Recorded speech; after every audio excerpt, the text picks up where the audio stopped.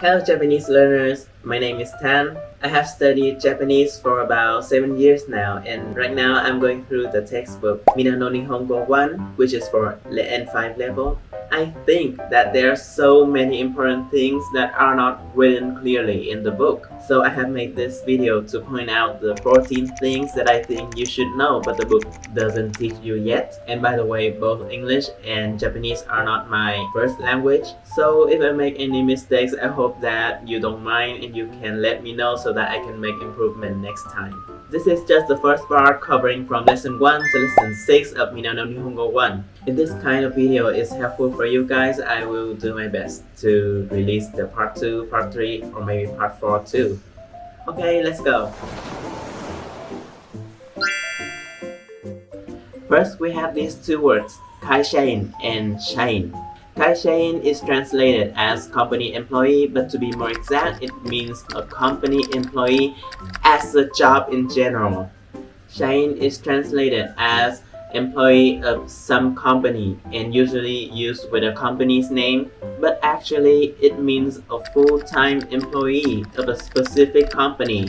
So if someone says, "Watashi wa Toyota no shain desu," they mean that they are a full-time employee of Toyota, meaning that they are officially hired as a full-time employee, not just a part-time, a freelancer, or a contract employee.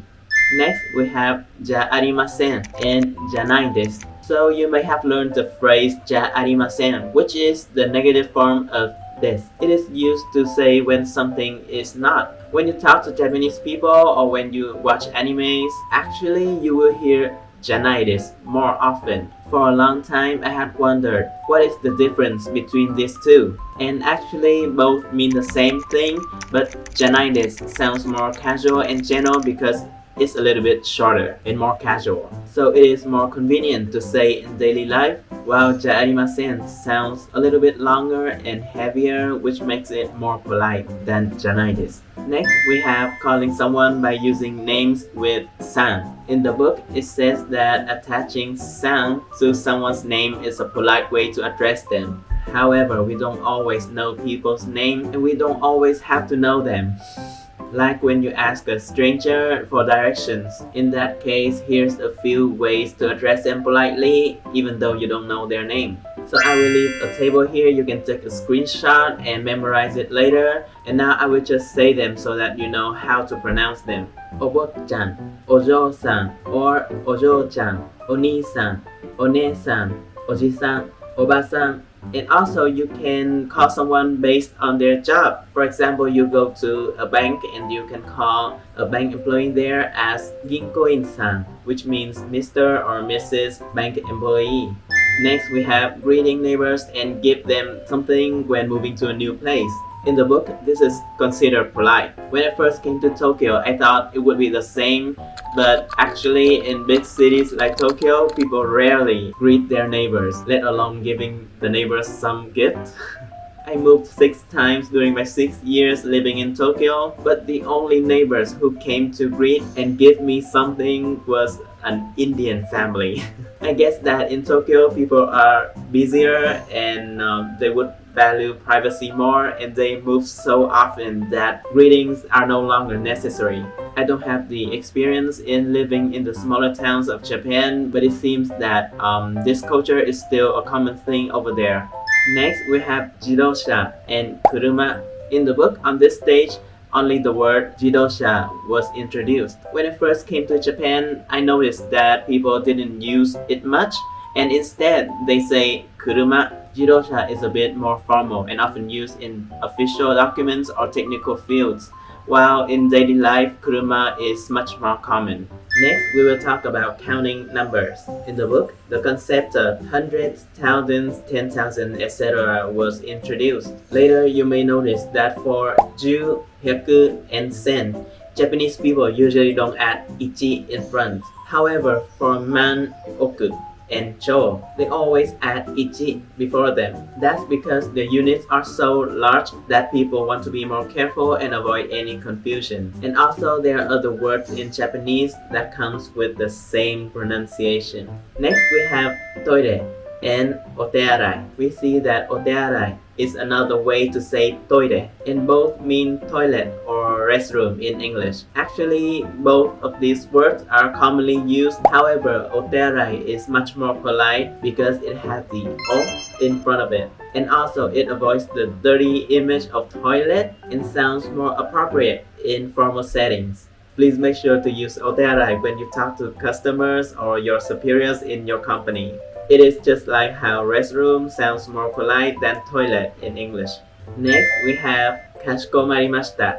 In the book, you see that かしこまりました is translated as certainly, but to be more accurate, it means understood, and it has the same meaning with わかりました. However, かしこまりました is a very polite phrase, and it is mainly used when you talk to customers or superiors only. And also, here's a bonus information about the emergency number in Japan. In the textbook Minna No Nihongo I, there are many reference sections, and these are extremely important. You should really study them and memorize them because they are extremely helpful when you live in Japan. So we have the most common emergency number in Japan, which is 110.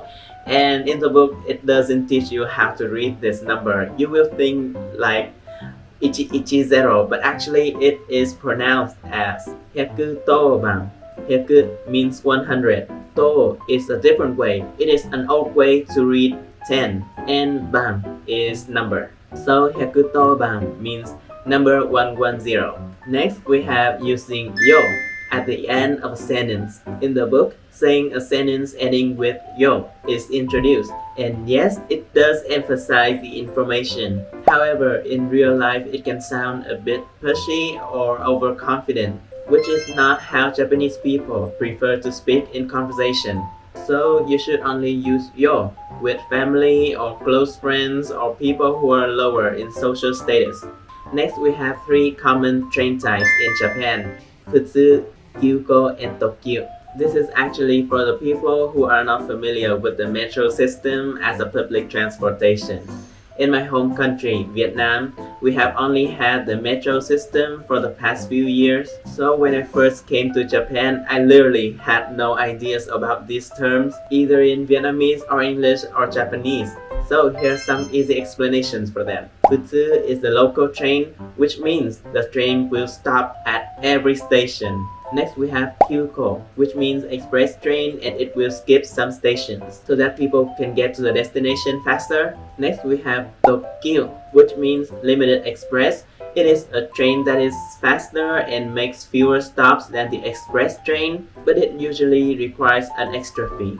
Next, let's talk about how adding o does not always mean politeness. In the book, it says that adding o before some nouns makes the phrase more polite, but not all words use o for respect and politeness, and I want to dig deeper into this. At this N5 level, there are 3 common examples: ocha, okane, omizu. Japanese people use o with these even when talking to close friends or family, and here's the reason. Cha would sound unnatural on its own, and people never say it alone like that. Kane actually still means money, but without the o, it would sound gruff, almost like how a gangster would use it. Sometimes either on anime or in real life, you might hear Japanese people saying kane, but it is usually only when they are extremely close to each other. Mizu alone can be used as water in technical context, but when you talk about the drinking water, Japanese people will always use omizu.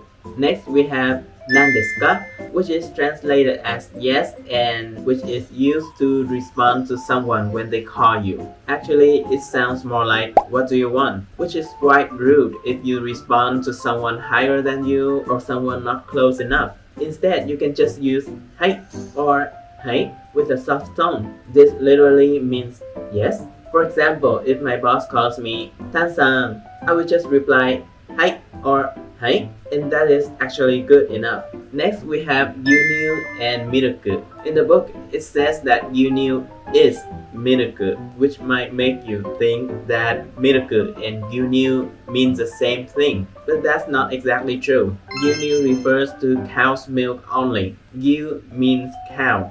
New means milk. So it is cow's milk literally. Milk, on the other hand, can mean any milk-like liquid. It could be cow's milk or soy milk or baby formula. So please remember that Unu is for cow's milk only and milk can be used for any milk-like liquids. Last but not least, I want to talk about the formal forms in Japanese. As you keep learning Japanese, you will likely ask yourself, do I really need to memorize and use the formal forms? For example, instead of タンさんは日本にいますか? If you want to make it more polite, you can say タンさんは日本にいらっしゃいますか? Or you will use こちら、そちら、あちら instead of ここ、そこ、あそこ. And the answer is yes, using polite forms is extremely important in Japanese. Even in daily life, you will hear the formal forms very often. For example, when you go to a convenience store, some staff may say something simple like 袋を使いますか? Or 袋をいりますか? Which means, do you need a bag? But more often, you will hear very polite version of that speech such as 袋をご利用されますか? Or 袋をお使いになりますか? This kind of language shows the respect, and it is a big part of Japanese communication. If you plan to work in Japan, especially in jobs that involve talking to or emailing people, knowing how to use the formal forms is very important. Okay, thank you so much for your attention. It has been quite a long video, I guess. That's it for the part 1 of this series. These are just the 14 things I found in the first 6 lessons of Minna No Nihongo 1. If you feel that these discoveries and explanations are important, please comment down below and let me know so that I can do my best and release more videos like this. Thank you so much for your watching. じゃあまたね. See you!